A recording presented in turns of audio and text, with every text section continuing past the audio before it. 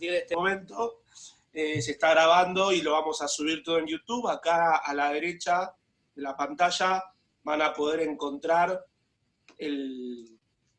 los links para subir y ver, perdón, mejor dicho, para ver las charlas anteriores que estuvieron siendo partícipes un montón de abogados y abogadas. Hoy estamos muy contentos y contentas porque seguimos creciendo en un objetivo que nos pusimos, que es el de ser más federales de lo que veníamos siendo. Hoy hay colegas de Mendoza y de Santa Fe. La semana pasada estuvo la doctora Contino de Tucumán, y porque en rigor la perspectiva de género y el federalismo son dos valores que siempre declamamos en nuestras presentaciones, pero también queremos hacerlo carne en hechos concretos.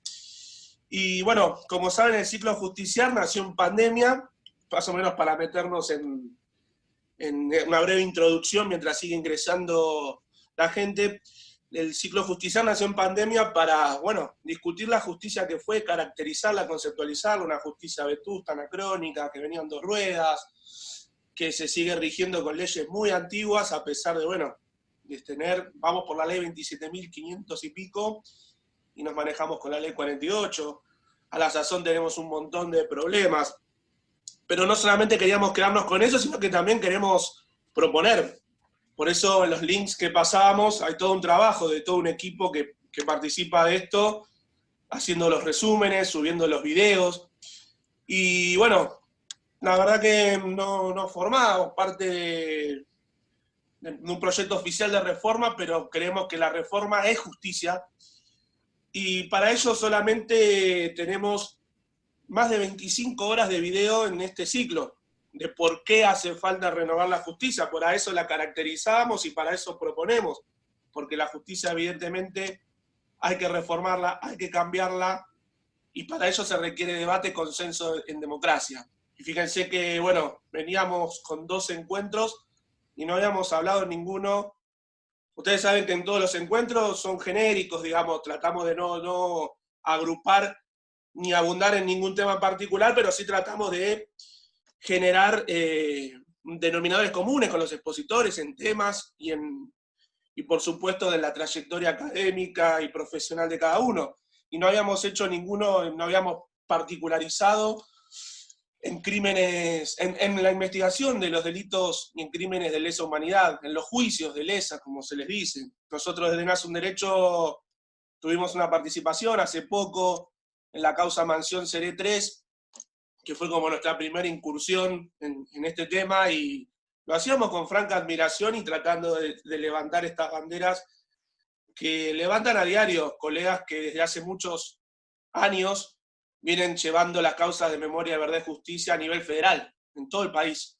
La verdad que para nosotros es un honor y un gusto arrancar este 13º encuentro levantando estas banderas, porque siempre lo declamamos, lo dijimos en la denuncia hace poquito contra el doctor Casal, una denuncia que no es personal, sino contra un sistema que estaba putrefacto, y no solamente entre las 20 hojas con argumentaciones, con sustento, con nombre y apellido y con día y hora y fecha de cada cosa que denunciamos, puntualizamos, sino que también genéricamente en la exposición en el Senado hablamos de memoria, verdad y justicia, y de que algunas cosas horribles que han pasado en este país les hemos dicho nunca más. Y bueno, y la verdad que en el ciclo justiciar no podíamos seguir avanzando en las que vienen, que vamos a hablar de discapacidad, vamos a hablar de Consejo de la Magistratura, temas muy importantes, que también lo son muy importantes, pero no queríamos seguir avanzando sin tocar los temas, sin tocar el tema preponderante, sin lugar a dudas, de derechos humanos. Y para ello hoy tenemos un panel que en verdad nos enorgullece de haberlo podido armar. Estamos muy agradecidos por la muy buena predisposición de los colegas y de las colegas para estar hoy acá. En rigor, en el funcionamiento de la charla, si ya damos inicio sin mayores preámbulos, exponen los y las colegas, y luego abrimos un debate, un ida y vuelta, un feedback, con los que quieran o tengan dudas, como hacemos siempre. Siempre les pedimos que por favor apaguemos todos los micrófonos, para que, bueno, la calidad de imagen y de sonido sea óptima, no solamente en la transmisión en vivo, que es a partir de ahora en un ratito, sino también en en el canal de YouTube, que a todos les pedimos que los vean. Hay unos ciclos, hay unos videos maravillosos, duran 2 horas cada uno, elija. Ahora estamos haciendo ediciones de las participaciones con extractos muy interesantes. Todo eso lleva mucho tiempo, por eso le agradezco de vuelta a la producción de todo esto, hay mucha gente laburando. Y en rigor también les pedimos que nos ayuden difundiendo, suscribiéndose en el canal, dándole me gusta a los videos en todas nuestras redes sociales. Y bueno, como les decía, sin mayores preámbulos, vamos a presentar al primer expositor, al doctor Pablo Barbuto, abogado, docente, querellante en juicios de lesa humanidad y actual subsecretario de Política Criminal del Ministerio de Justicia y Derechos Humanos de la Nación Argentina. Para nosotros es un gusto, Pablo, que hoy estés acá con nosotros. Y bueno, sin mayores dilaciones, te pasamos la palabra para poder escucharte. Hola, ¿me escuchan? Perfectamente. Hola a todos y todas, ¿cómo va? Bueno, nada. Yo un poco quería encarar esto contando para mí lo que significó el proceso de lesa humanidad. Yo entré a trabajar en el ministerio el 3 de junio del 2003 y empecé trabajando en lo que era leyes reparatorias. Luego me pasé a la secretaría con Eduardo Duhalde, con Eduardo Luis Duhalde. Y ahí continué un tiempo en leyes y allá por el 2010 comencé a coordinar todo el grupo de abogados, en donde me encontré que en realidad yo podía coordinar, pero todos los abogados que estaban en el territorio me enseñaban a mí lo que era esto, cómo realmente me encontré gente muy valiosa, como Ana, que está ahí, que hemos trabajado un montón de tiempo, y que sobre todo venían de los organismos de derechos humanos, que fueron los que sostuvieron, a mi entender, todo el reclamo de memoria, verdad, justicia desde siempre, desde el primer hecho aberrante que ocurrió hasta el día de hoy, que acabo de terminar un Zoom con ellos y siguen reclamando cosas que realmente son valiosas, valederas y con todo el derecho que tienen. Bueno, yo quería comenzar dando esta opinión, digamos. Hasta el año 2003 en Argentina, yo creo que se habían adoptado soluciones a lo acontecido en la última dictadura militar, que terminaban siendo meras formas de poner un velo que oscurecía las responsabilidades de los autores de los crímenes que habían ocurrido. Yo creo que 2 hitos de esto que acontecía, las leyes de obediencia de vida y punto final, en la cual la ley de punto final, la 23492, establecía un supuesto de prescripción especial, por lo que extinguía la acción penal respecto de toda persona por su presunta participación en cualquier grado en los delitos ocurridos durante el proceso de facto, que fue del 76 al 83. Siempre y cuando no estuviera prófugo, no hubiera sido declarado en rebeldía, que no haya sido ordenado su citación a prestar declaración indagatoria. La llamada Ley de Obediencia Debida, la 23521, establecía una condición iure de iure, por la cual las acciones que habían cometido durante la dictadura determinados rangos del ejército no eran punibles en función del 34 del Código Penal, por considerar que se había actuado bajo un supuesto de obediencia debida. El último elemento que cierra, a mi entender, toda esta cuestión de la impunidad son las series de decretos que se dictan entre octubre del 89 y diciembre del 90, en donde se indulta a una serie, en donde a través de una serie de decretos se indultan a diversos miembros de las Fuerzas Armadas, incluyendo hasta miembros de las juntas. Bueno, para dar respuesta al pasado que había acontecido, se habían buscado soluciones en diferentes marcos. En la justicia transaccional, en el mundo se habían buscado soluciones en diferentes marcos. Uno de esos marcos podía ser la justicia transaccional, en donde tiene el objetivo de la superación del pasado a través de un derecho penal pactado entre los actores del conflicto. Otros sistemas se basaron en buscar la justicia penal de una forma selectiva.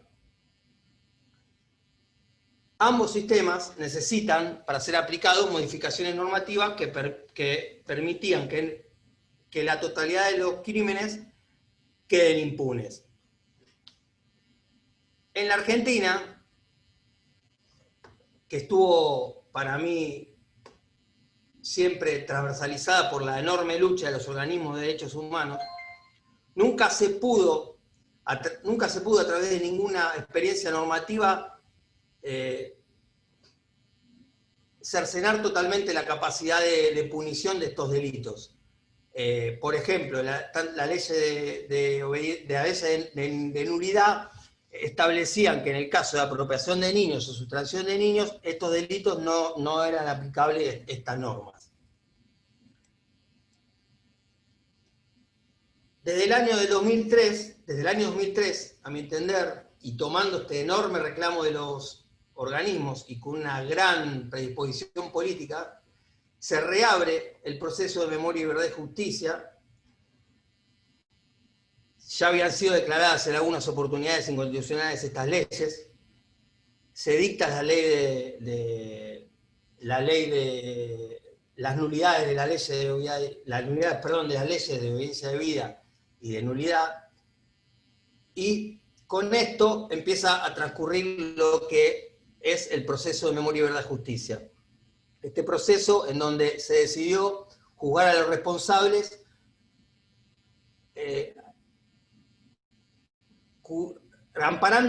amparando que estos tengan todos sus derechos. El proceso fue el mismo proceso, idéntico, que se le aplica a cualquier persona que cometa un delito.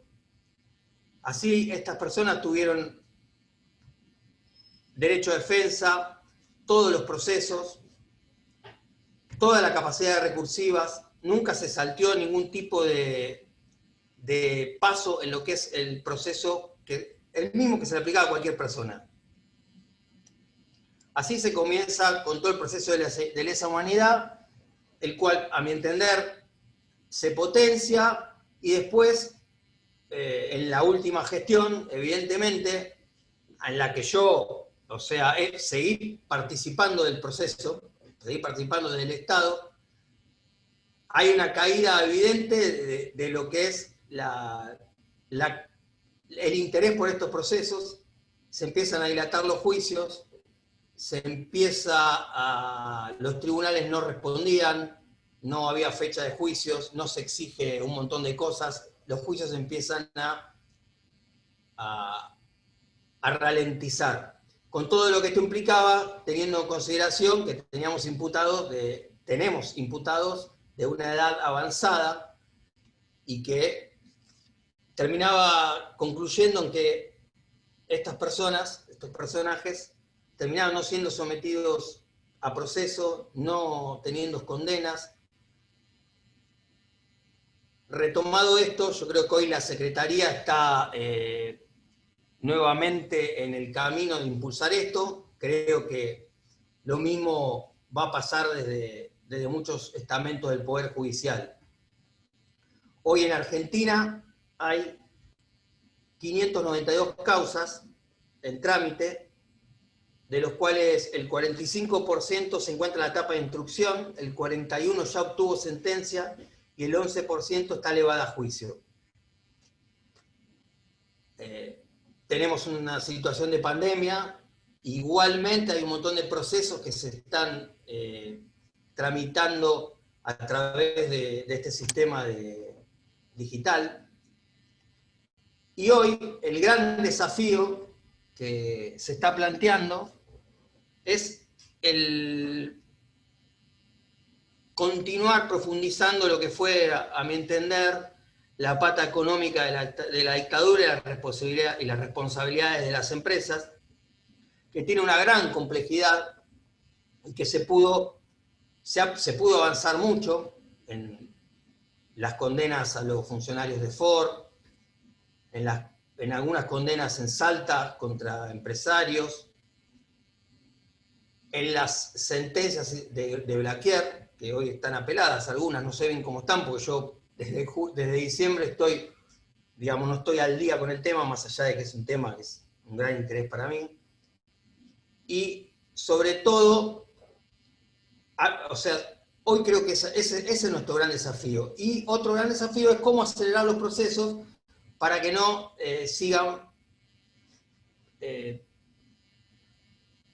se sigan perdiendo posibilidades de enjuiciar y condenar a los responsables en atención a la edad que tienen, en atención a un montón de planteos que se realizan.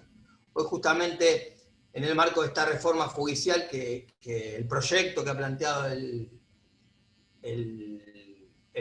Poder Ejecutivo, que ha elevado al Senado, en el día de ayer habló un abogado que es referente de los abogados de lesa humanidad, que es Pablo Yonto, un compañerazo, y hizo algunos aportes al proyecto que se había presentado y los cuales fueron, por supuesto, muy bien aceptados por lo que fue la Comisión de Asuntos Constitucionales del Senado, y también hoy en la reunión que tuve antes los trajeron a nosotros, al Ministerio de Justicia, y también fueron muy buen recibidos en cuanto a tratar de, por una vez por todas, intentar imponer, o intentar imponer, está mal dicho, esto está grabado, pero hacer entender que no puede haber una audiencia cada 15 días en los procesos de lesa humanidad, que intentar como regla que por lo menos tengo que haber 3 audiencias semanales en lo que es los procesos de lesa humanidad, y mantener a rajatabla algo que se había decidido en los juzgados federales con asiento en las provincias, crear un juzgado que se iba a ocupar de las cuestiones penales. Ahora, mantener las secretarías de derechos humanos, ya que tienen un nivel de especialidad, de especificidad en la materia y conocimiento de la materia, que estaría bueno que que esa secretaría siga manteniéndose en donde estaba, para poder, digamos, no entorpecer este proceso que necesita de la urgencia máxima de todos los actores que en él participan. Bueno, yo quería contar un poco de esto, si hay preguntas, mucho más, no sé qué decir, así que le dejo a Ana, a Pipi o a Viviana. Bueno, muchísimas gracias Pablo, en verdad, por la exposición muy valiosa. En rigor, sí, capaz no es una imposición, pero está el principio de celeridad procesal y economía procesal que siempre también hace, ¿no? Y por el cual siempre bregamos en este ciclo, siempre venimos bregando por una justicia que si llega tarde no es justicia. Lo decía hace poco acá en este espacio el doctor De Bedia, fiscal federal, y como vemos siempre van surgiendo las mismas ideas, ¿no? Y eso es parte también de este ciclo, porque a veces lo que hemos logrado también es que muchos colegas de fuste, de trayectoria, puedan exponer, y que todas las ideas, cuando uno sigue el íter conductual de cada charla, ve que aparecen estas ideas, entonces empieza a homogenizarse dentro de la heterogeneidad de todos nosotros, desde luego, y de todas nosotras, empieza a aparecer estas ideas que no son ya difusas o espasmódicas, o que aparecen en un canal de televisión, o aparecen en un panel, no. Son ideas que de a poco creo que van empujando y que van haciéndose realidad, y que post pandemia tienen que, sí, no imponer quizás, pero sí, desde luego, prevalecer, sin lugar a dudas. Así que un aporte significativo y muy valioso, Pablo, de verdad, muy, muy agradecidos y agradecidas. Las adhesiones, como les decimos siempre, nos pueden dejar las adhesiones acá en el chat. Nosotros en lo particular queríamos dejar un saludo enorme a Alfredo Bértola, que era un trabajador del INADI, investigador del tema de discapacidad, que lamentablemente falleció esta semana. Un saludo para él, para su familia y para él, donde seguramente va a seguir bregando por los derechos de las personas con discapacidad. Bueno, una de las tristes noticias que que siguen circundando en torno a la pandemia, la parte más dura y triste de la pandemia, pero bueno, queríamos hacer llegar el agradecimiento. También a Marcelo D'Ambrosio, de Flores Solidario, que permitió que tengamos este panel con su gentileza. Agradecer también desde luego a todos los colegas de Nace un Derecho, en particular a Tamara Brandán, que ha participado muy en específico en esta producción, a Cecilia Morón Ramírez de luego, Cristina Gómez, Fernanda Muñoz, Daniel Saki, y el diseño de noflash.com.ar, que se lo recomendamos. Y bueno, sin mayores dilaciones, también pasamos a la segunda expositora, que hoy nos acompaña en este prestigioso panel, del cual estamos muy, como les decíamos al principio, muy orgullosos y orgullosas. Esperen que estoy cotejando el orden. Y Viviana Beigel, abogada de derechos humanos, querellante en juicios de lesa humanidad de Mendoza, feminista, docente, investigadora y doctorando también en derechos humanos. Viviana, un gusto de verdad poder conversar contigo y te cedemos la palabra, con todo gusto queremos escucharte. Bueno, muchas gracias. Buenas tardes a todos, a todas, a todes. Gracias por la invitación. Es un placer estar con ustedes. Bueno, retomando un poco lo que decía Pablo, que tiene mucho de actualidad, y para explicarles un poco desde dónde hablo, porque por ahí eso también hace a lo que voy a decir. Yo soy abogada del Movimiento Ecuménico por los Derechos Humanos y de la APDH desde el año 2004.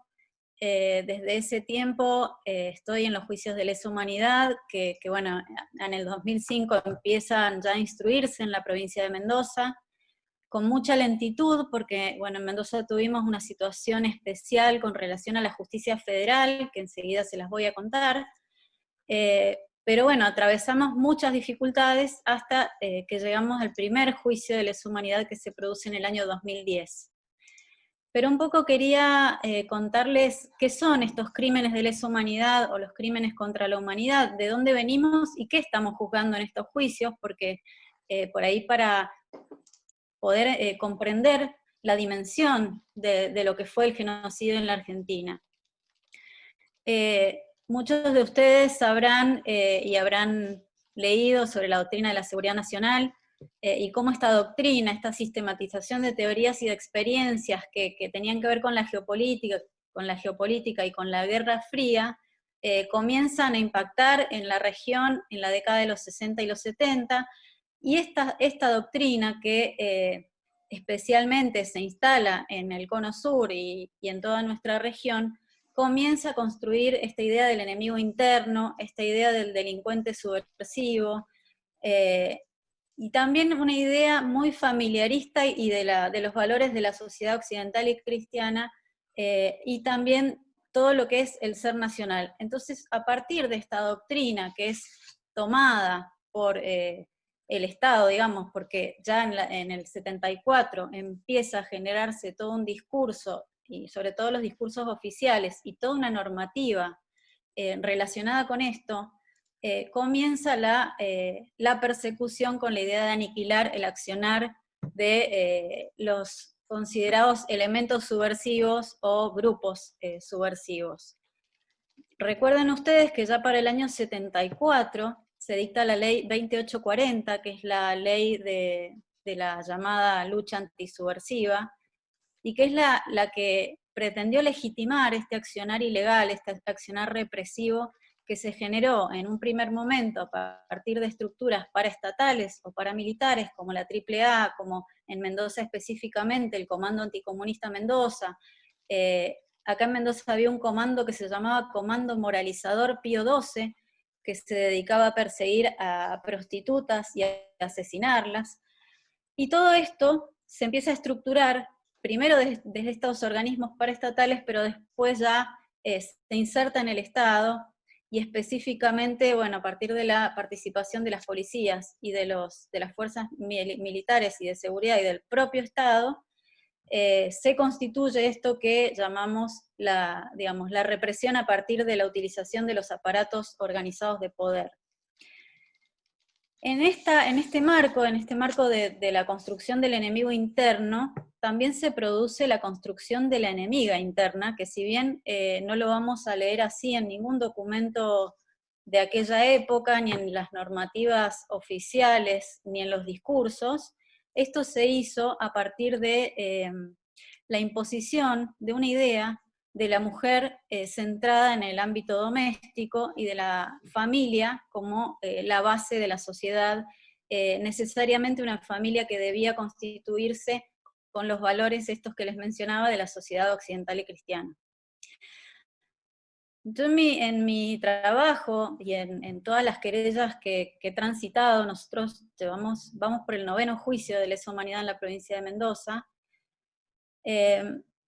traté de buscar la forma de comprender, porque especialmente me sensibilizó, qué pasó con las mujeres militantes de los 70, y qué fue lo que en definitiva sucedió a partir del entendimiento que tenían los militares y las fuerzas de seguridad en ese momento, de que las mujeres debían ser doblemente castigadas.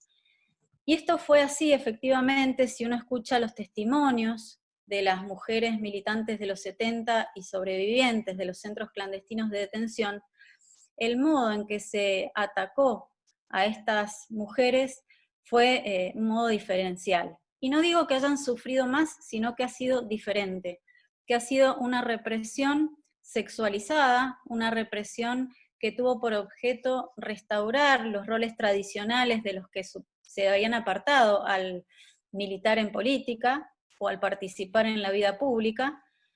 Y la idea justamente fue pensar en estas mujeres que habían tomado otros caminos, que no era justamente el de ser madres, esposas o hijas, sino de tener un rol activo en nuestra sociedad.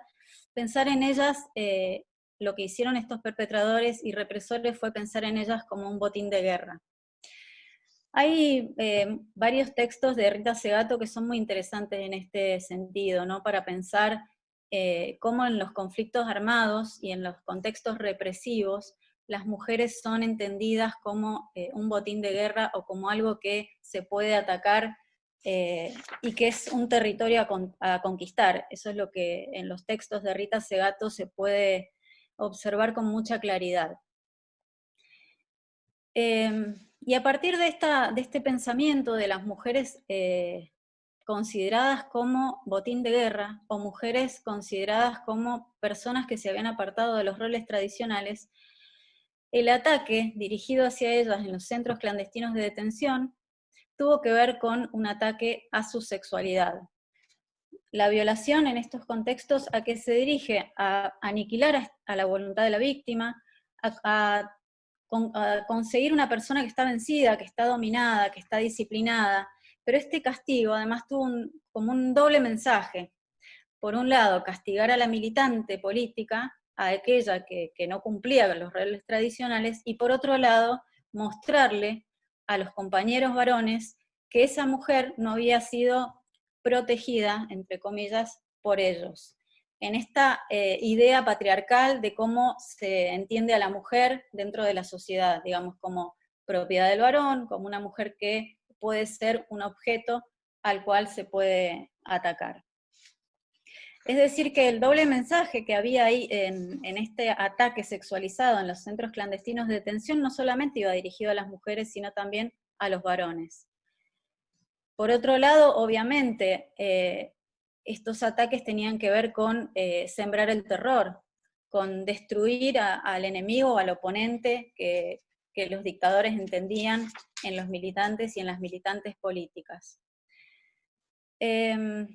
Estos ataques a la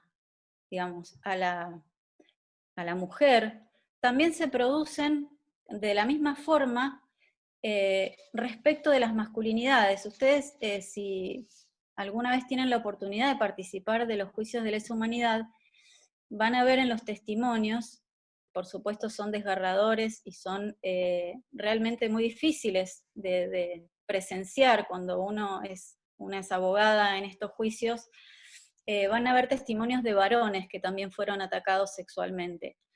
Pero en esta idea hay un texto muy interesante de Connell también, que él analiza cómo durante la dictadura cívico-militar y durante los contextos represivos, la idea de atacar a los varones, que no fue en la misma medida que las mujeres, tuvo que ver con una lógica de reforzar la masculinidad. Y lo hacían, si ustedes pueden ir a buscar en la documentación algunos testimonios, a los varones se los atacaba con objetos, introduciéndole objetos. Y esto, más que nada, ustedes piensen la mentalidad patriarcal de los militares argentinos, que esta introducción de objetos tenía que ver con defender sus propias masculinidades y con evitar que se los homosexualizara a los militares.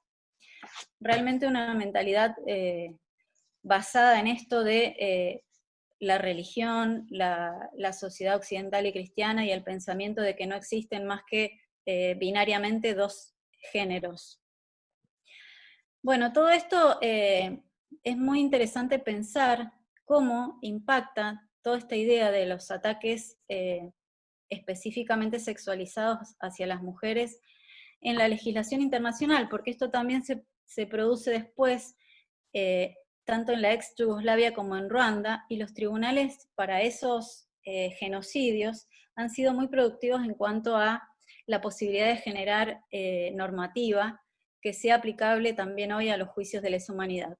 Por ejemplo, en el caso Akayesu, hubo un juzgamiento en el Tribunal Penal Internacional de Ruanda, y fue en ese juicio la primera vez que se amplía la definición del concepto de violación sexual para reconocer a esta violencia como constitutiva de genocidio. Ustedes piensen que en estos países las violaciones tenían por objeto aniquilar a las poblaciones, generar hijos que no fueran propios de la etnia a la cual pertenecían, y de esa manera destruir la identidad de estos pueblos.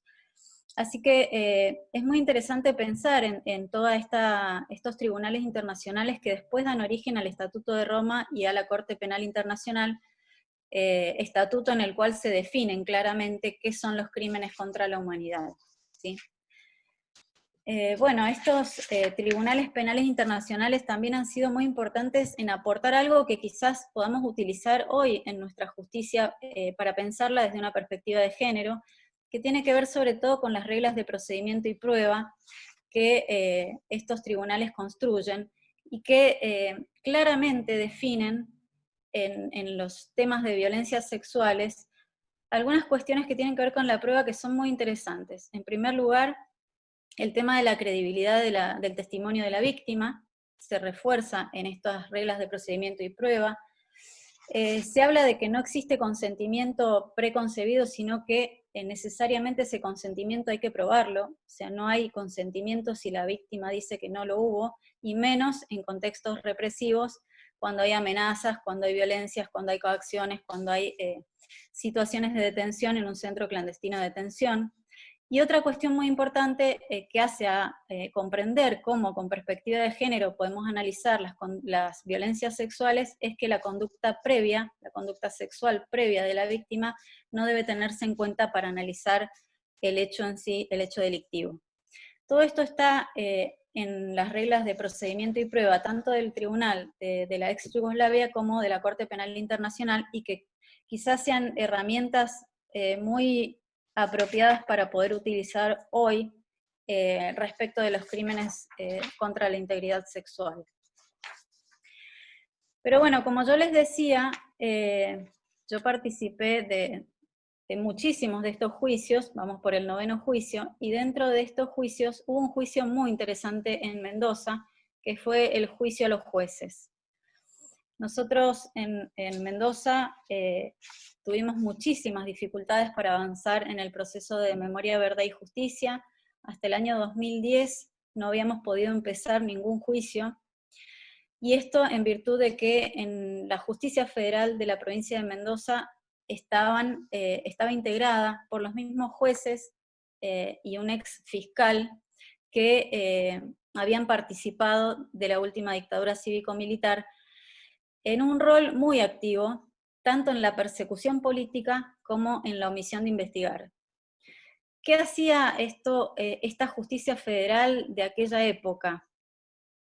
Por un lado, tomó la ley 2840 y los decretos 27, 70, 71 y 72 de María Estela Martínez de Perón, y con esos decretos y esa normativa prácticamente ilegal, comenzaron a instruir expedientes en donde se generó diversos operativos para ir a secuestrar personas.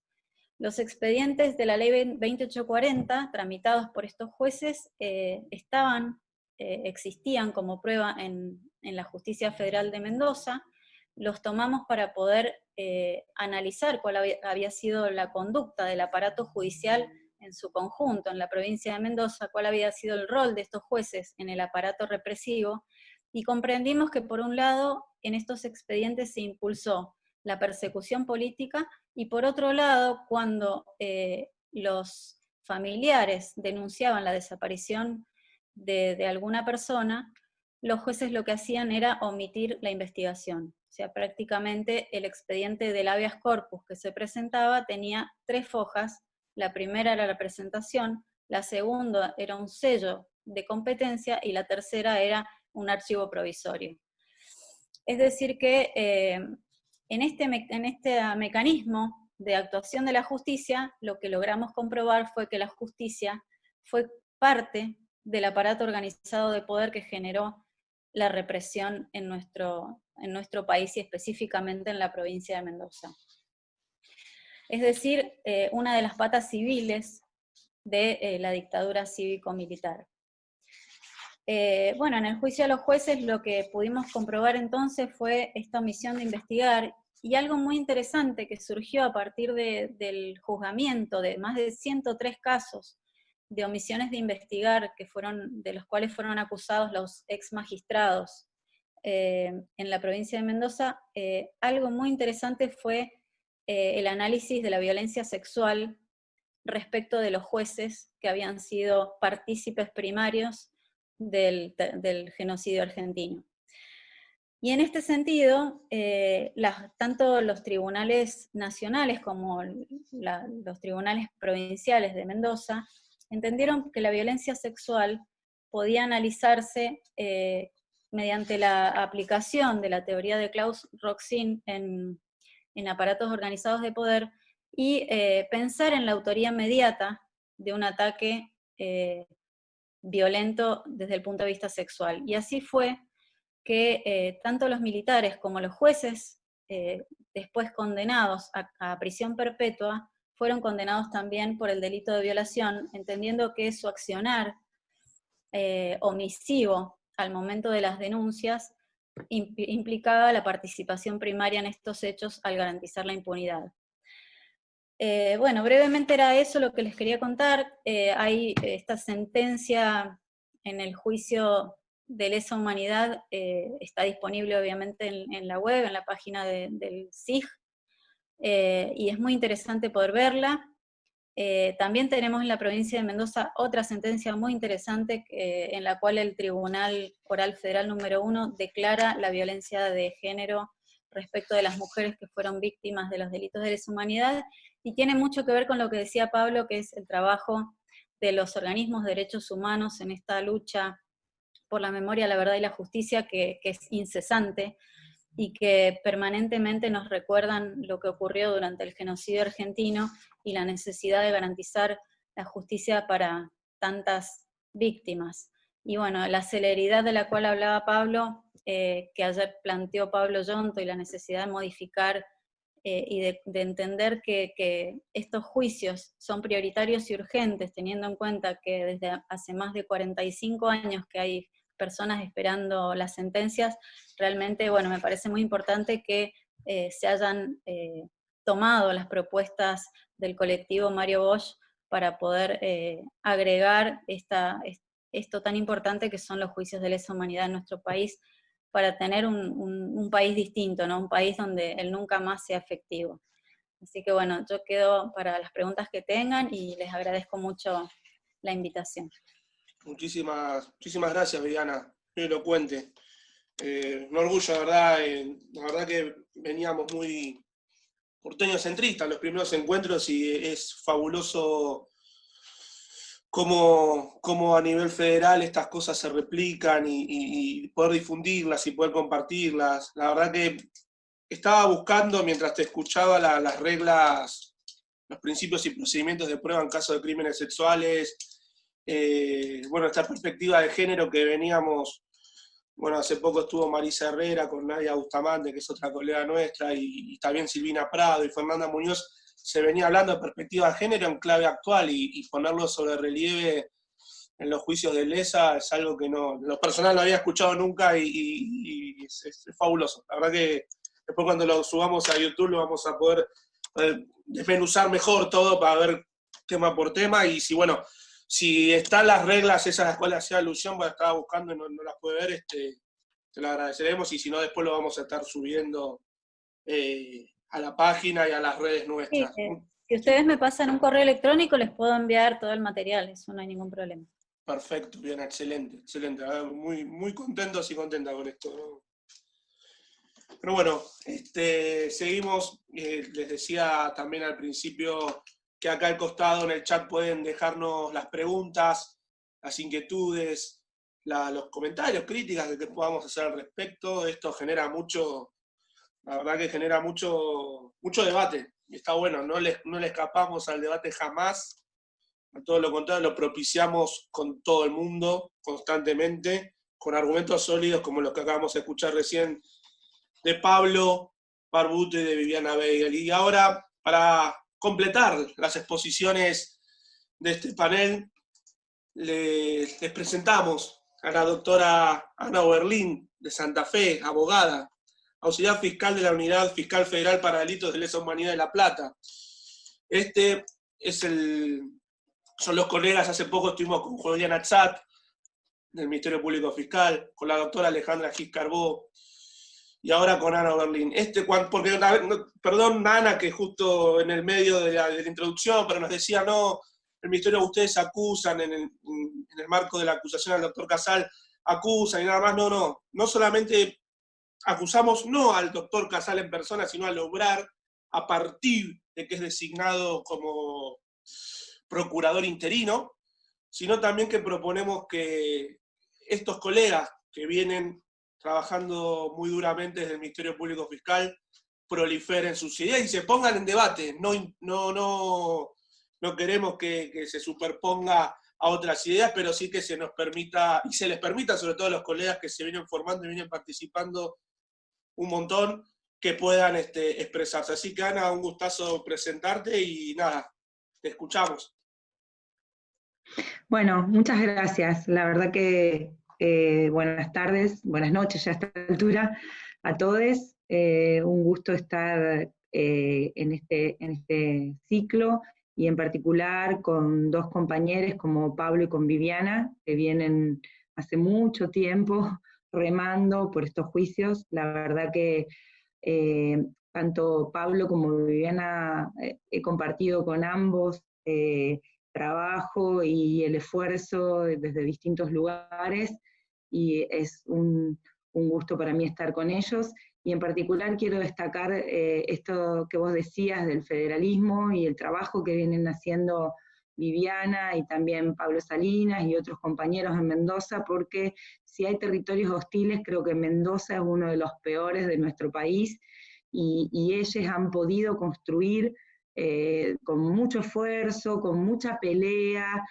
dando una batalla completamente desigual, una justicia, o por lo menos una parcialidad de la justicia en relación a estos crímenes y a un montón de otros temas, porque tanto Vivi como el resto de los compañeros de Mendoza intervienen en muchas causas que todas están vinculadas a las violaciones de derechos humanos, no solamente del pasado, sino también del presente. Entonces, quiero destacar eso. Vivi, además, es candidata a jueza, ha concursado, y me parece que eso también es algo muy importante. Ojalá Vivi sea jueza en breve, porque ojalá podamos tener cuadros como ella en la justicia para cambiarla realmente, porque se necesita esto, formación, compromiso, pero además, y eso haber luchado en estos juicios también es un plus para saber cómo desde adentro son muy difíciles estas batallas. Bueno, dicho eso, con Vivi trabajamos temas bastante parecidos en nuestras tesis doctorales, tienen muchos puntos en común. Yo voy a tratar de completar algunas cuestiones en particulares que son las líneas que yo investigo y que también trabajo desde el Ministerio Público Fiscal. ¿Me escuchan bien?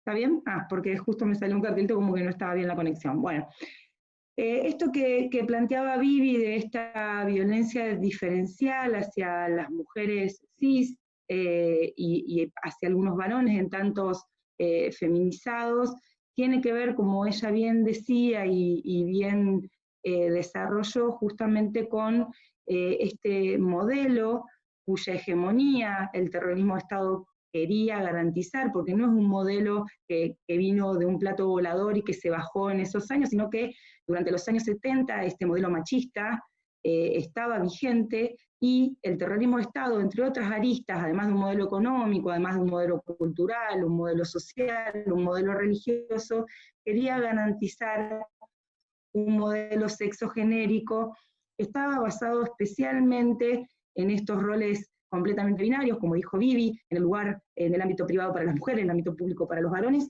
que no debía transgredirse de ninguna manera, y que en el caso de las mujeres militantes terminaba, las mujeres cis militantes, terminaba con una violencia diferencial o una violencia específica para ellas por haber transgredido justamente esos roles.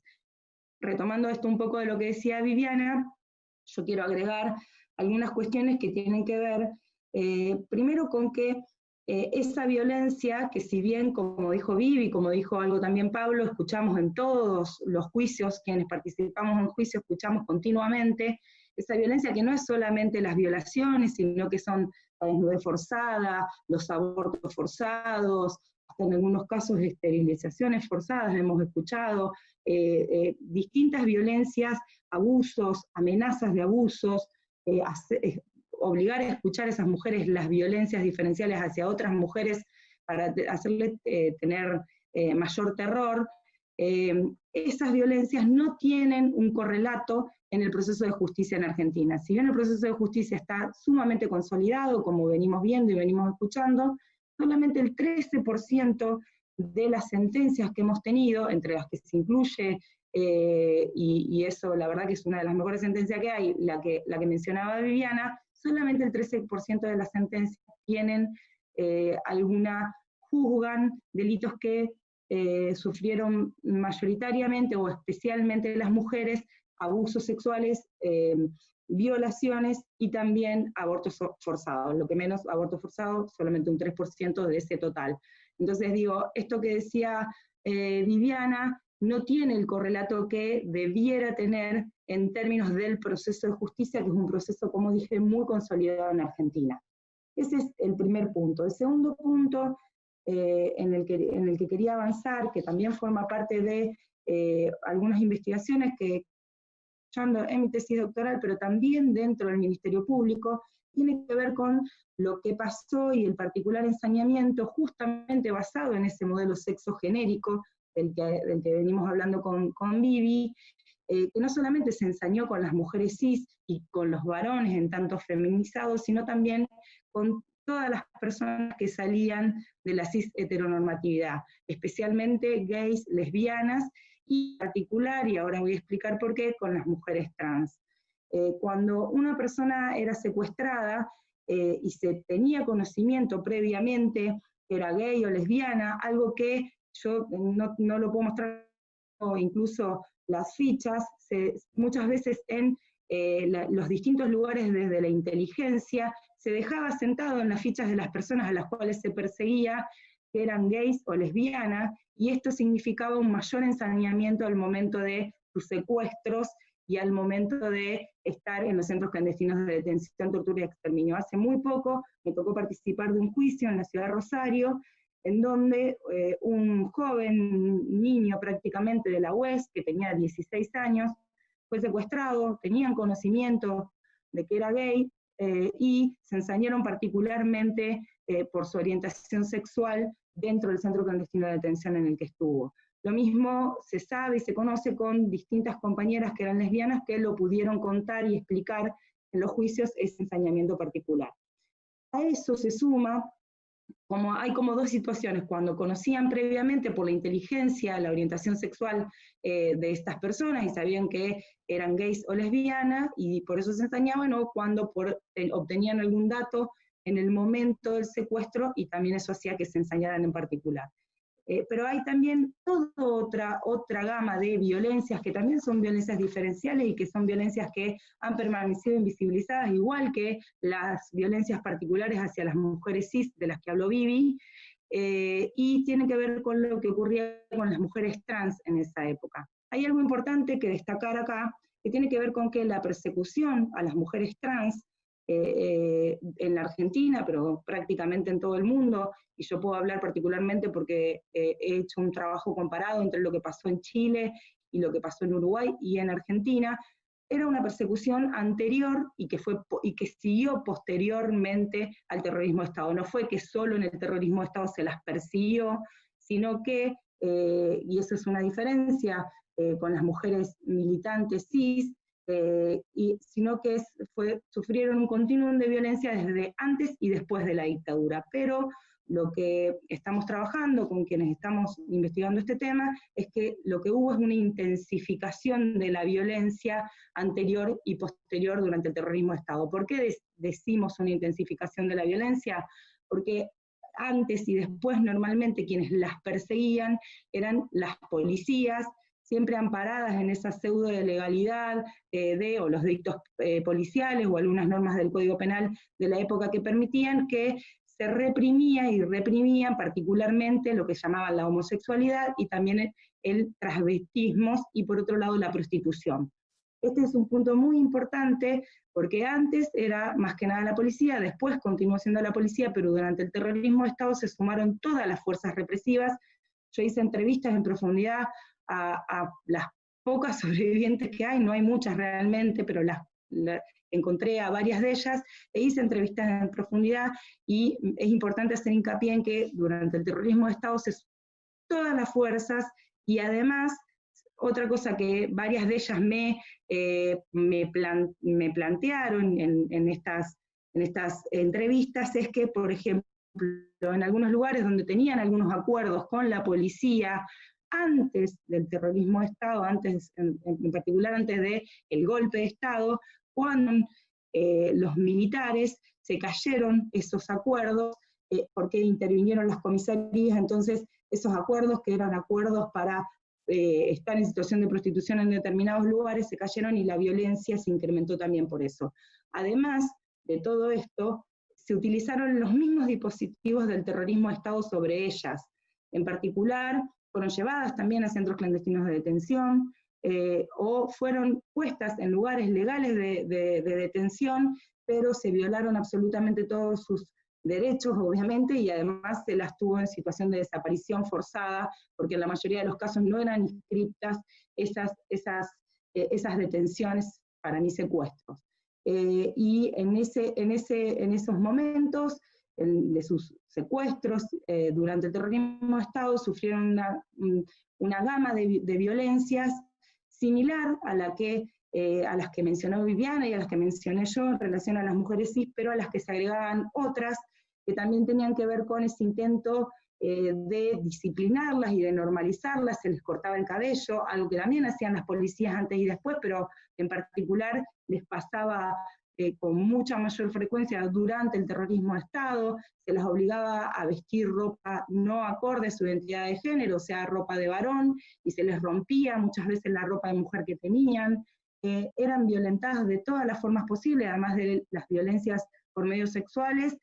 Se sumaban, por ejemplo, otras violencias que vivían porque eran puestas con presos sociales, o sea, con presos no políticos en las celdas, para que además violencia sobre ellas. Todo esto, si lo que pasó con las mujeres cis está invisibilizado, todo esto está muchísimo más invisibilizado, cuesta mucho reconstruirlo. Realmente estamos haciendo un trabajo minucioso para intentar que esto por lo menos quede inscripto como parte de lo que pasó en el terrorismo de Estado.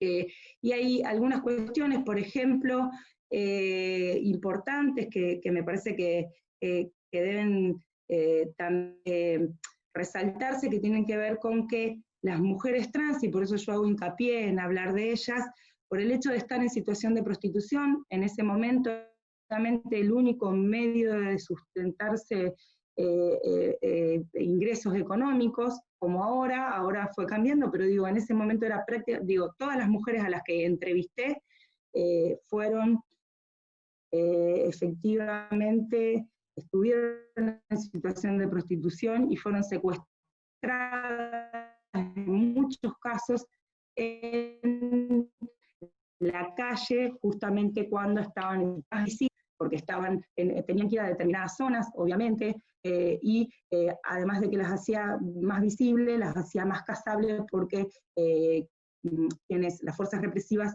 las buscaban en esos lugares y las secuestraban. En la mayoría de los casos, por lo menos las que yo entrevisté, excepto en una sola, las buscaron en los lugares en donde estaban en situación de prostitución, una sola en la casa, pero fue una situación bastante excepcional.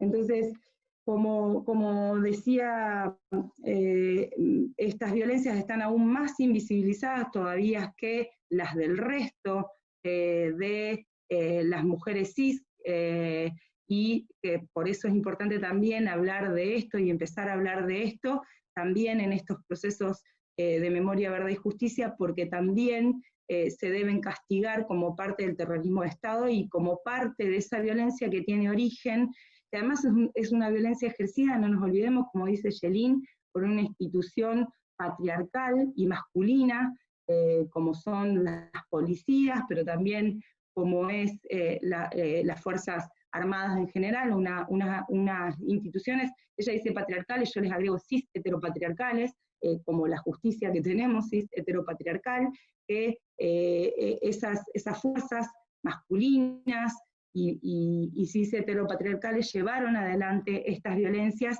y las llevaron con el objetivo de lo que decía Vivi, de normalizar, de disciplinar a todas las personas, ya sean mujeres cis por sus militancias, o gays, lesbianas, trans, por salirse de la cis heteronormatividad, de normalizarlas, de encajarlas en esos roles rígidos, en ese binarismo que ofrecía y proponía la hegemonía de ese modelo sexogenérico que quiso garantizar el terrorismo de Estado. Entonces, por eso también es importante, y no hay que perder de vista que es parte de lo que ocurrió en el terrorismo de Estado, y por eso también merece ser abordado desde la justicia, porque esas víctimas tienen tanto derecho como el resto a obtener justicia por lo que vivieron.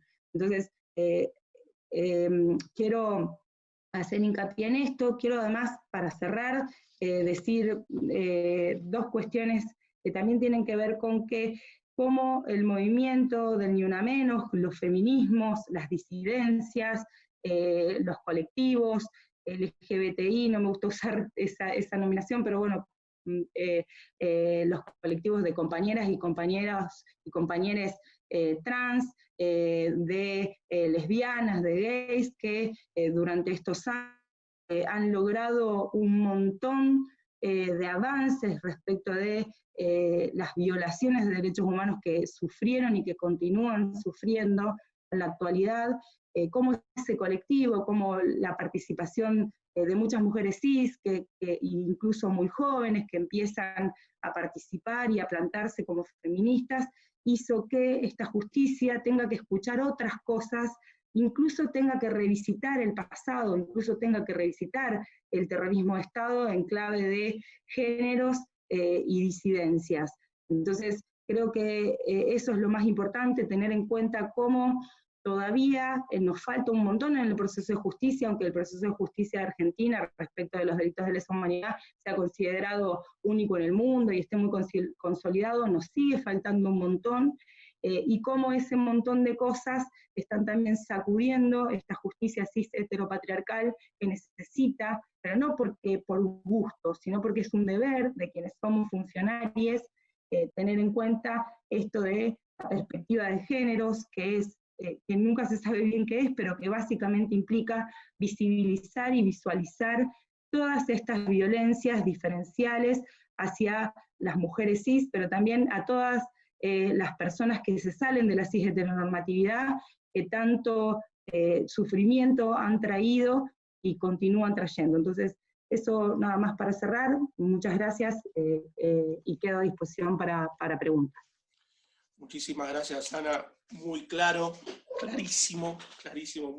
Estamos recibiendo un montón de mensajes. La verdad que no, sería injusto con los anteriores expositores decir de otras charlas anteriores que no hemos tenido, porque estamos teniendo mucha gente. Sería una falta de respeto decir sorpresa, pero sí estamos muy contenta la gente, muchos colegas contentos por la profundización de estos temas, que nos parecen tan actuales. Créanme que esto en muchos lugares se desconoce. Estuvimos en la bicameral del seguimiento del Ministerio Público Fiscal hace poco, se desconoce todo esto, absolutamente. Y qué importante, ¿no?, que haya gente que tenga argumentaciones tan sólidas, porque pensemos que un fiscal del Ministerio Público de la Ciudad nos decía que no había sustento, que no tenía sustento las presentaciones, 20 hojas, 7 capítulos, y argumentaciones acá tenemos ya, vamos camino a las 30 horas de material fílmico de argumentaciones, así que lo ponemos a disposición para que, bueno, antes de publicar en algún diario puedan, por lo menos, no decimos que es la mejor forma, ni el único, pero por lo menos que podamos discutir argumentos y no otras cosas. Aprovechar también el saludo de Ricardo Maggio, del Espacio para la Memoria de Automotores Orletti de Floresta, y también hago extensivo, me permito hacer también extensivo a Olimpo, a Garage Olimpo, que estuvieron participando, a todo el equipo del Espacio para la Memoria y de la Secretaría de Derechos Humanos, Automotores Orletti, que hace poquito, justamente por la profundización de estos juicios, se encontró un nuevo centro clandestino a la vuelta. Fíjense cómo en pleno 2020, en plena pandemia, siguen apareciendo estas cuevas, verdaderas cuevas del terror y centros de exterminio. Agradecer también a María Florencia Ruiz. Muchas gracias, María Florencia, por el aguante de siempre. Colega, a Catalina de Nasi, bueno, a todos, pero quería hacer mención a estas personas porque siempre, hoy estaban dejando muchos mensajes en las redes y lo hemos visto y nos llena de orgullo, pero también de esperanza, porque fíjense todo lo que hay por hacer después de la pandemia. Bueno, si les parece, tenemos, bueno, ahí todo lo que Viviana y Ana, y por supuesto Pablo también, nos manifiesten, la documentación siempre la subimos a las redes, estén atentos porque ahí subimos los links, los libros, los PDF, los archivos, los documentales, más allá de los videos, este mismo video, lo van a encontrar en la descripción, si lo están viendo por YouTube, en la descripción de acá abajo, van a encontrar los links como siempre, porque es un material para seguir profundizando. Esto es como una introducción, un disparador para profundizar y bueno, después semana a semana seguir profundizando. Entonces acá nos deja una pregunta Diego Russo, que bueno, las preguntas las dejamos para cualquiera de los tres que la quiera responder, eso como quiera ponerse de acuerdo. Y él pregunta por qué es tan difícil juzgar a la pata empresarial y eclesiástica cómplice del terrorismo de Estado, y si los juicios de lesa han receptado de forma uniforme algunas cuestiones como abuso. Bueno, eso lo planteó bien Viviana. Digamos eso, ¿por qué, o si es difícil, o por qué es tan difícil juzgar o poner sobre el tapete la pata empresarial, imagino también la pata civil o eclesiástica en los juicios de lesa, o si esto es así, si lo ven de esta forma? La pregunta es abierta para cualquiera de los tres. De las tres también.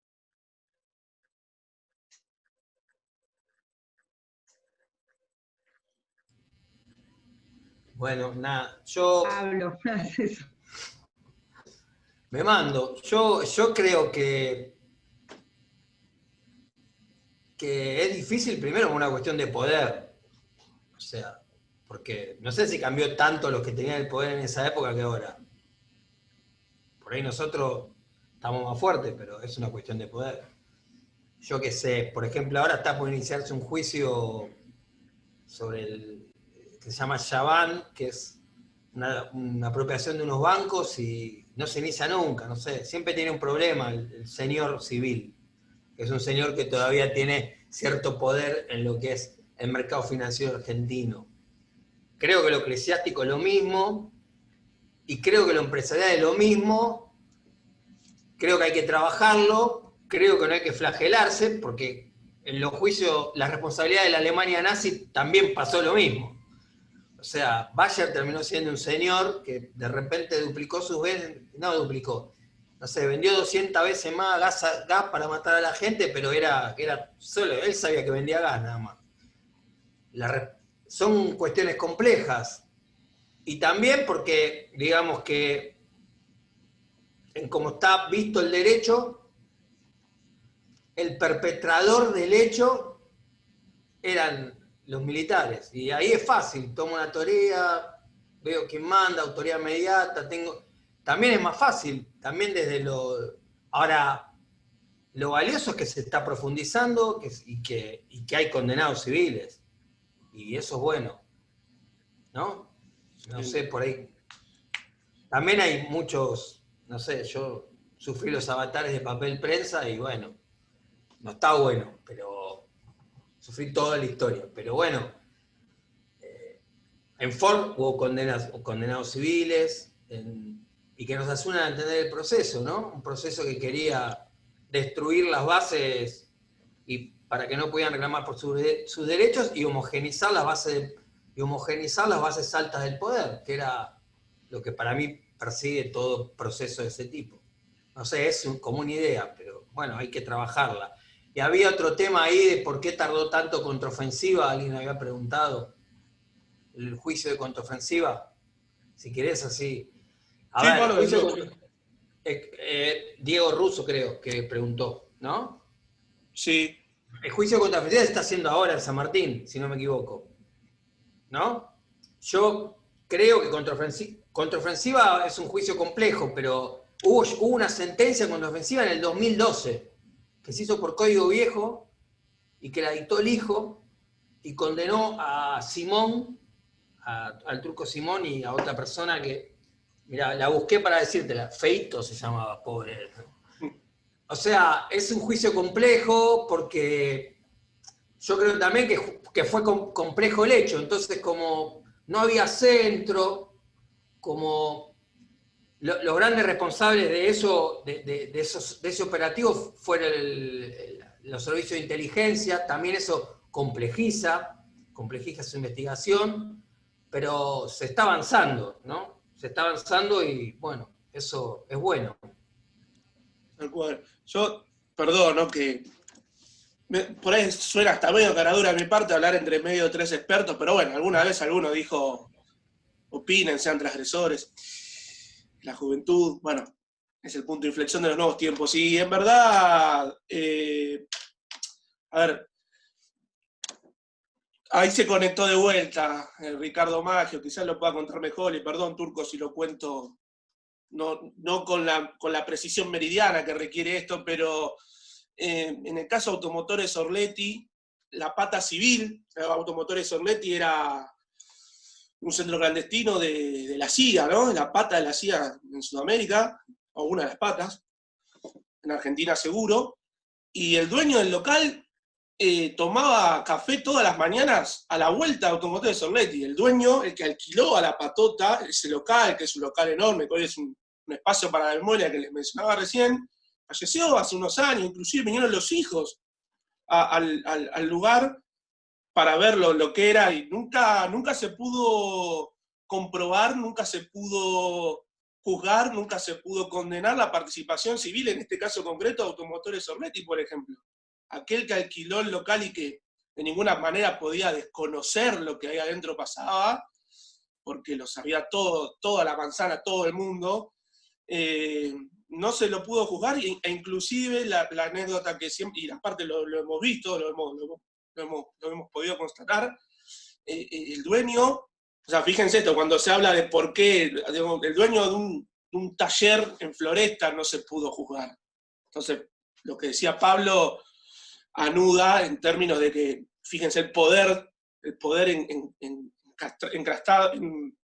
encastrado dentro de la sociedad, y tomaba café a la vuelta de Automotores Orletti, el dueño del café no tengo la calle, ahora quizá el Turco que recién vi que se había conectado, por ahí lo puede decir. Y bueno, la verdad que responde un poco a lo que decía Pablo recién, y lo que seguramente tiene que ver con con los sectores concentrados, los poderes concentrados, que bueno, a partir de la reforma entendemos que se quiere por lo menos desconcentrar, por lo menos empezar a discutir con argumentos y lejos de la oscuridad, con mucha luz.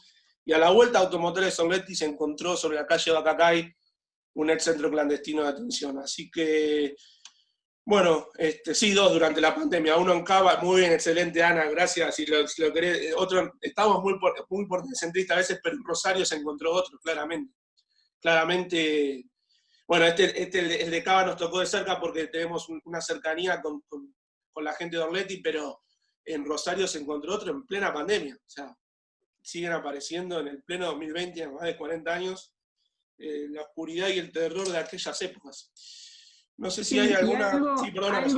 Perdón, no, agrego una cosa, algo cuando se hacen estos juicios muchas veces hay personas que preguntan ¿para qué siguen estos juicios? Ya está, son viejos, bueno, una serie de cosas. Y fíjense que parte del impacto y la importancia que tienen estos juicios es justamente esto, que en plena pandemia se descubrieron 2 lugares, y eso, descubrir 2 lugares, un montón de personas que pasaron por esos lugares, pudieron de alguna forma empezar, o pueden ahora empezar a cerrar, porque por lo menos saben dónde estuvieron.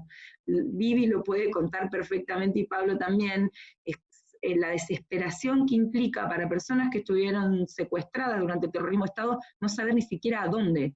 Es algo desesperante, en los casos en donde en estos años se fueron identificando un montón de centros clandestinos, y digo, esa es parte también de la importancia de estos juicios, porque tienen mucha actualidad. Estamos hablando del pasado, estamos hablando todavía del presente y de las consecuencias, y de todo lo que falta por descubrir y por conocer respecto de lo que ocurrió. Totalmente, Ana, qué excelente aporte, porque Hernán, se trata de eso. Sí, mirá, yo me acuerdo del juicio de Orletti, porque aparte yo lo hice antes de trabajar en la Secretaría, porque era apoderado de los uruguayos del segundo vuelo. Y, o sea, me acuerdo una reflexión que hizo un juez que se llamaba Grunberg, que dijo que un testigo, cuando hacemos el reconocimiento del lugar, le dice, yo, ¿sabés por qué me acuerdo? Justo sonó el timbre del recreo del colegio de al lado. Me acuerdo que los chicos jugaban a la pelota. Y el timbre que entraban y salían. La persona que había estado secuestrada ahí. O sea, es tremendo. Por eso hay que seguir hasta el final. O sea, es así, hay que buscar justicia, y con eso, es una opinión mía, pero es muy impactante, como dice Pipi, todas estas cuestiones. El único, mirá, yo recuerdo, el único juicio de condenar a una persona que alquiló una propiedad fue en Tandil, que alquilaba una quinta en donde secuestraban personas, y a dos hermanos, que ahora no recuerdo el nombre, que sí los condenaron. Pero es todo un tema ese, todo un tema. Sí, también pensar en esta trascendencia de lo que es el pasado hacia el presente, ¿no? En los hijos e hijas de desaparecidos, y cómo trasciende la necesidad de saber qué fue de sus familiares, no solamente en los hijos y en las hijas, y en los hijes, sino también en los nietos y nietas. Nosotros tenemos un compañero muy querido acá, que es hijo de médicos, una médica y un médico desaparecidos, ambos, que él lo explica con una cuestión que en sus propios hijos, ¿no? De cómo esas preguntas que hacen los niños y las niñas de quiénes son sus abuelos, y la necesidad de encontrar a sus abuelos y abuelas, dónde están los cuerpos y qué fue de esos abuelos y abuelas, trasciende al presente totalmente. O sea, esos niños y niñas que hoy preguntan necesitan respuestas también. ¿Dónde están los desaparecidos y las desaparecidas de nuestro país? Bueno, este querido compañero encontró a su papá en el Pozo de Vargas, en Tucumán. Fue víctima del operativo Independencia, y lo encontró hace muy poquito. Y él no podía traducir en palabras cómo expresar este encuentro. O sea, ¿cómo llamo a este encuentro? ¿Qué nombre le pongo al encontrar al padre, ¿no? Algo muy difícil de transmitir desde los significados. ¿Qué significa encontrar ese cuerpo? La verdad que, bueno, es nos impacta mucho en el presente y bueno, en los juicios vemos esta necesidad de los familiares de encontrar dónde están, que lo pedimos cada vez que alegamos en cada uno de los juicios. O sea, en cada uno de los juicios miramos a los represores en la cara y les pedimos que hablen, que rompan el pacto de silencio y que digan dónde están, porque ese es un reclamo de hace más de 45 años de los familiares de los organismos de derechos humanos y que realmente ha generado un daño muy profundo en quienes han padecido estos crímenes, ¿no? Exactamente, sí, nosotros ahí en otras, bueno, nosotros como saben, esto hablo por Nace un Derecho, nosotros formamos parte del Frente de Abogados Populares, pero en esta hablamos como Nace un Derecho, pues no lo hemos terminado de condensar, aunque sí hemos hecho manifestaciones públicas del FAP, creemos que la reforma es justicia, y muchas veces nos preguntaban, acá estuvo Cristina Camaño, por ejemplo, cómo no caer en no sé si en la tentación, o cómo no caer en la genuflexión del ida y vuelta. Bueno, ahora la AFI la tiene alguien que podría tranquilamente volver a cablear de Seiza, o cómo no tener ahora, si está en la UIF, un abogado de fuste de la trayectoria, Carlos Cruz, cómo no ir contra todos los evasores, todos que la fueron.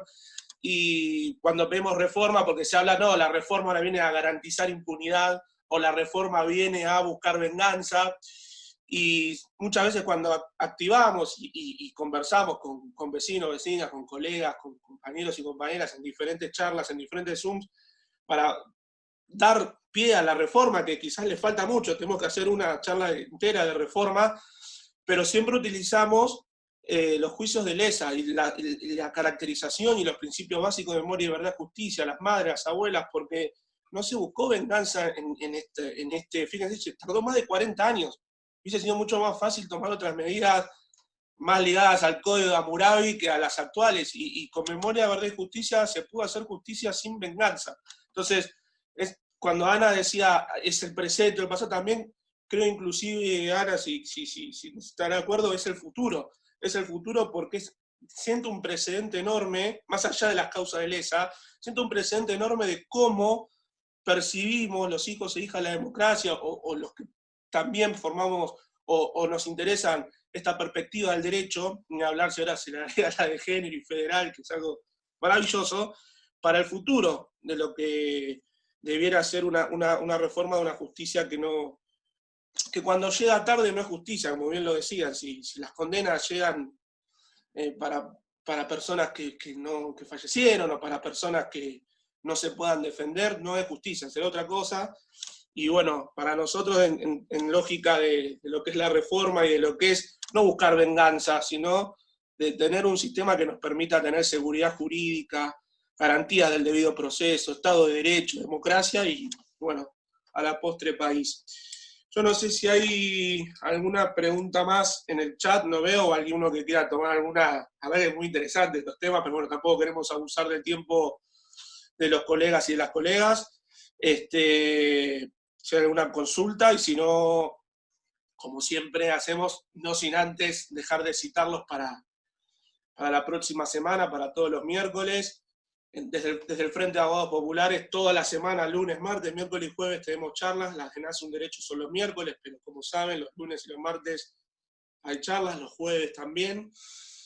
Todas muy interesantes, todas muy buenas, todas con este bagaje de responder a chicanas con argumentos. No nos vamos a cansar de poner la otra mejilla, y justamente usamos como base, por eso nos parecía, no chocante, pero sí extraño haber tenido 2 encuentros y en ninguno haber tocado, como hicimos hoy, a fondo, o por lo menos disparadores para dar un inicio de discusión de lo que son los crímenes de los juicios de lesa.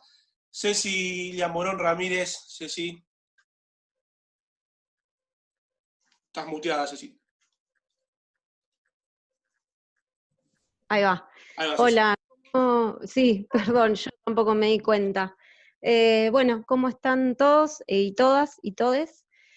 Bueno, nada, en principio, como parte de NACE, agradecerles a los tres que estén acá, y en lo personal, recién compartía un poco en el chat con Hernán, que para mí esta charla en particular es muy fuerte, porque mi tía abuela fue fundadora de Madres de Plaza de Mayo, Lidia Raquel Chillón.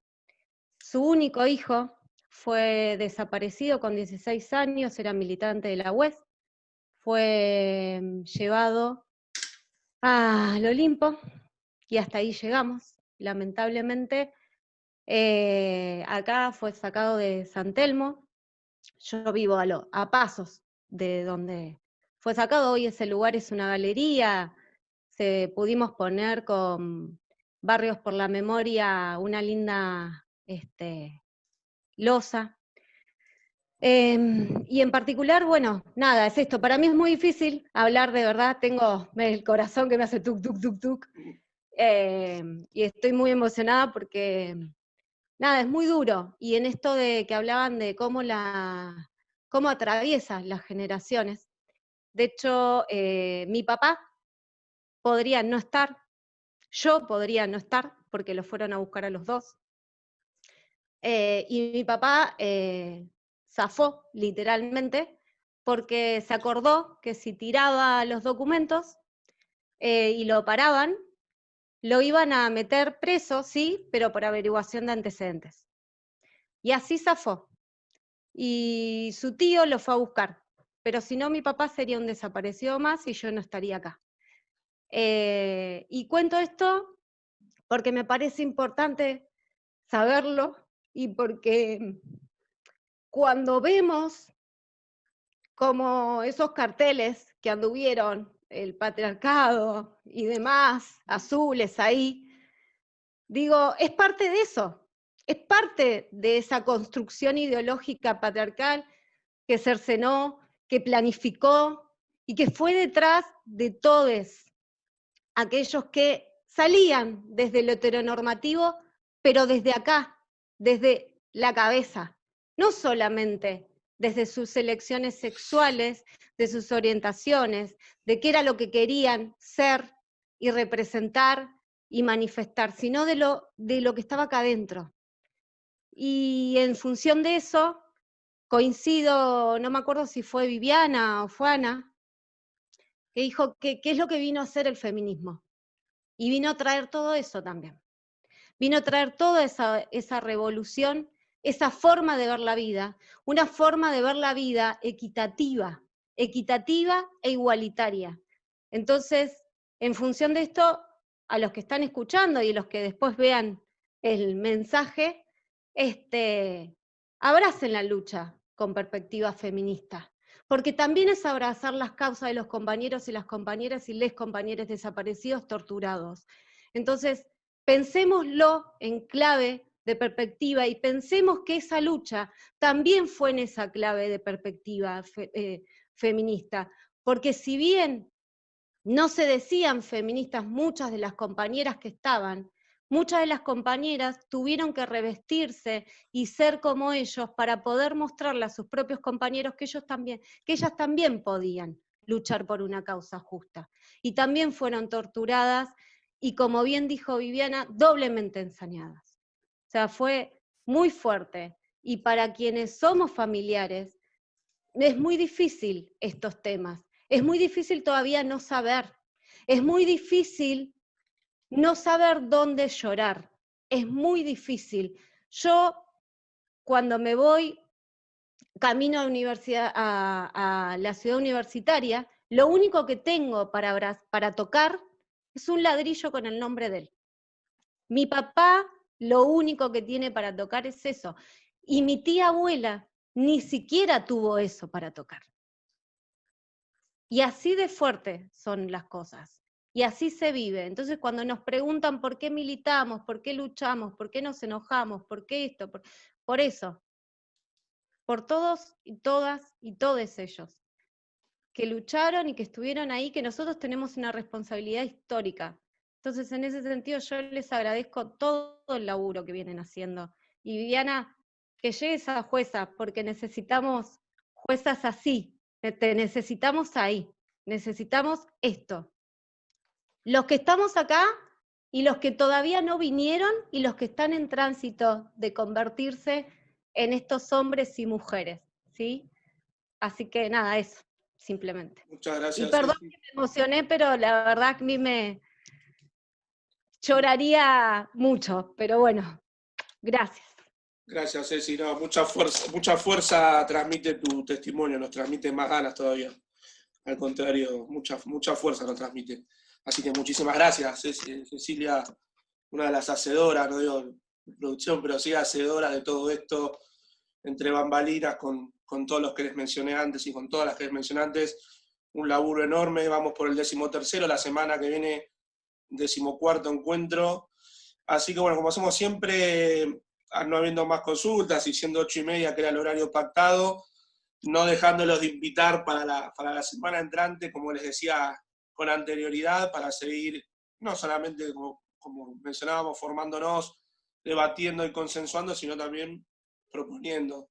Porque después nos preguntan, ¿y qué debiera hacer el Ministerio Público Fiscal? ¿Y qué debiera hacer un juez? Acá estuvo el doctor Arias, por ejemplo, y la doctora Giscarbó, la doctora Marisa Herrera, hablando de este tema que mencionaba Cecilia, ¿cuál es el criterio de selección de un juez? ¿No? Y bueno, acá lo decimos con hechos concretos, no solamente desde lo abstracto o desde la chicana, así que bueno, porque para chicanear justamente de lugares oscuros como el Colegio de la Calle Montevideo hay mucho tiempo, pero sin embargo no claudicamos, ponemos la otra mejilla y respondemos con argumentos. Así que, nada, siempre para finalizar le damos las palabras a los expositores, las personas que en verdad se han lucido y mucho, y como bien decía Cecilia, se han lucido en serio. Si les parece, en el orden que dieron las exposiciones, Pablo, Viviana y Ana, el cierre es de ustedes tres, y a los demás, bueno, agradecerles por estar a todos y todas acá, y los esperamos la semana que viene. Hola, bueno, nada, gracias. Gracias Tamara, que ahí trabaja acá en el ministerio, y gracias por estar acá y por escucharme, y bueno, ojalá haya aportado algo. A mí me aportaron un montón de cosas, así que Ana, chau, Viviana, y bueno, gracias, nada más que eso. Sí, yo también agradecerles a todos y a todas por la invitación. Siempre es muy lindo intercambiar experiencias, compartir y poder conocer digamos, las actividades que hacen los demás y las demás. Un placer estar con Pablo y con Pipi también, porque bueno, compartimos un mismo objetivo, que es esto de lograr memoria, verdad y justicia. Y bueno, agradecerles a todos, a todas, a todes por esta invitación. Así que bueno, los saludo, gracias. Bueno, yo también, muchísimas gracias. Y bueno, la verdad que fue muy emotivo también escuchar a Cecilia y decirles que son abogados o están camino a hacerlo, por lo que entiendo en su mayoría, que se comprometan, que trabajen, que sobre todo que pongan el cuerpo, pero que estudien también mucho. Es importante tener las herramientas para formarse, para pelear con las herramientas que tenemos los abogados. Es importante tener más abogados, abogadas y abogades comprometidos con los derechos humanos, con la perspectiva de género. Hace la diferencia, y de generaciones también. Hoy no hablamos demasiado, pero también el derecho, además de todo, es, además de adulto, de androcéntrico, es adultocéntrico. Comprométanse, estudien y den las batallas en todos los lugares, de todos los lugares donde puedan, porque es la única forma de cambiar de alguna manera esta justicia que tenemos e ir hacia la que queremos. Y también aplaudo lo que decía Ceci, y ojalá que tengamos más juezas como Vivi, y bueno, y que eso pase pronto, y que esta es nuestra oportunidad también para que compañeros de esta calidad estén ocupando estos lugares y que podamos cambiar esto que no nos gusta y convertir esta justicia en sobre todo una justicia más justa, ni más ni menos. Exacto. Muchas gracias. Un saludo grande.